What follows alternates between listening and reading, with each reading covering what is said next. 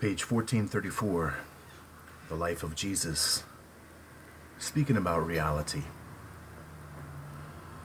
The source of universe reality is the infinite. The material things of finite creation are the time-space repercussions of the paradise pattern and the universal mind of the eternal God. Causation in the physical world, self-consciousness in the intellectual world, and progressing selfhood in the spirit world. These realities, projected on a universal scale, combined in eternal relatedness, in experience with perfection of quality and divinity of value, constitute the reality of the Supreme. But in an ever-changing universe, the original personality of causation, intelligence, and spirit experience is changeless, absolute. All things, even in an eternal universe of limitless values and divine qualities, may, and oftentimes do, change, except the absolutes, and that which has attained the physical status, intellectual embrace, or spiritual identity, which is absolute. The highest level to which a finite creature can progress is the recognition of the Universal Father and the knowing of the Supreme. And even then, such beings of finality destiny go on experiencing change in the motions of the physical world and in its material phenomenon. Likewise, do they remain aware of selfhood progression in their continuing ascension of the spiritual universe and of growing consciousness in their deepening appreciation of and response to the intellectual cosmos. Only in the perfection, harmony, and unanimity of will can the creature become as one with the Creator.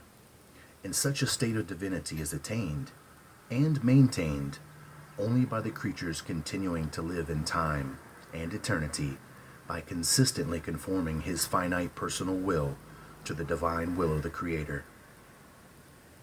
Always must the desire to do the Father's will be supreme in the soul and dominant over the mind of an ascending Son of God. A one-eyed person can never hope to visualize depth of perspective. Neither can single-eyed material scientists nor single-eyed spiritual mystics and allegorists correctly visualize and adequately comprehend the true depths of universe reality. All true values of creature experience are concealed in depth of recognition.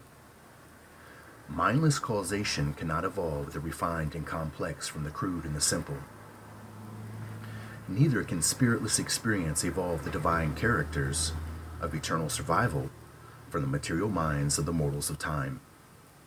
The one attribute of the universe which so exclusively characterizes the infinite deity is this unending creative bestowal of personality which can survive in progressive deity attainment.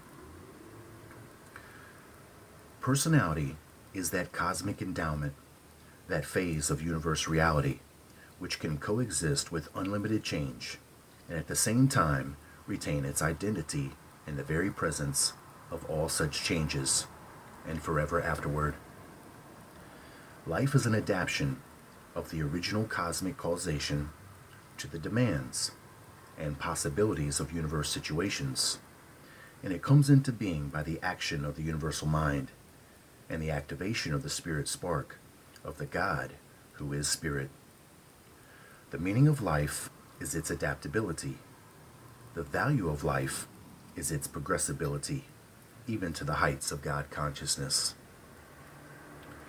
Misadaptation of self-conscious life to the universe results in cosmic disharmony, final divergence of personality will from the trend of the universes terminates in intellectual isolation, personality segregation.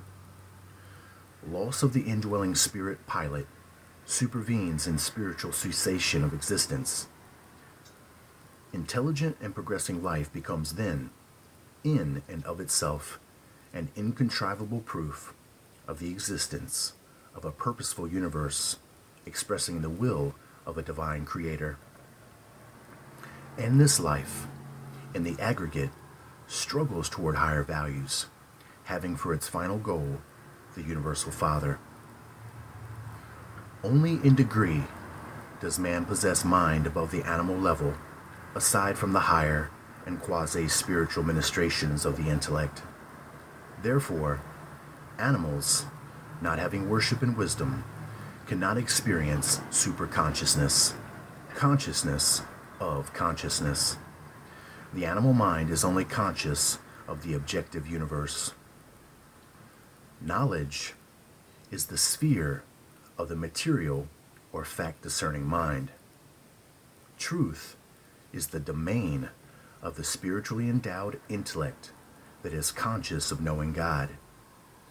Knowledge is demonstrable. Truth is experienced. Knowledge is a possession of the mind. Truth, an experience of the soul, the progressing self. Knowledge is a function of the non-spiritual level. Truth is a phase of the mind-spirit level of the universe. The eye of the material mind perceives a world of factual knowledge. The eye of the spiritualized intellect discerns a world of true values. These two views, synchronized and harmonized, reveal the world of reality, wherein wisdom interprets the phenomenon of the universe in terms of progressive personal experience. Error, evil, is the penalty of imperfection. The qualities of imperfection, or facts of misadaptation, are disclosed on the material level by critical observation and by scientific analysis. On the moral level, by human experience. The presence of evil constitutes proof of the inaccuracies of the mind and the immaturity of the evolving self. Evil is, therefore, also a measure of imperfection in universe interpretation.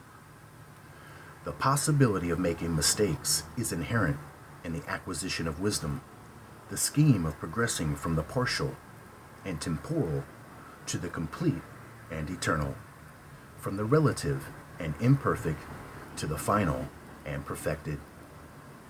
Error is the shadow of relative incompleteness, which must of necessity fall across man's ascending universe path to paradise perfection. Error, evil, is not an actual universe quality. It is simply the observation of relativity and the relatedness of the imperfection of the incomplete finite to the ascending levels of the supreme and the ultimate. Although Jesus told all this to the lad in a language best suited to his comprehension, at the end of the discussion, Ganid was heavy of eye and was soon lost in slumber. They rose early the next morning to go aboard the boat bound for Lycia on the island of Crete.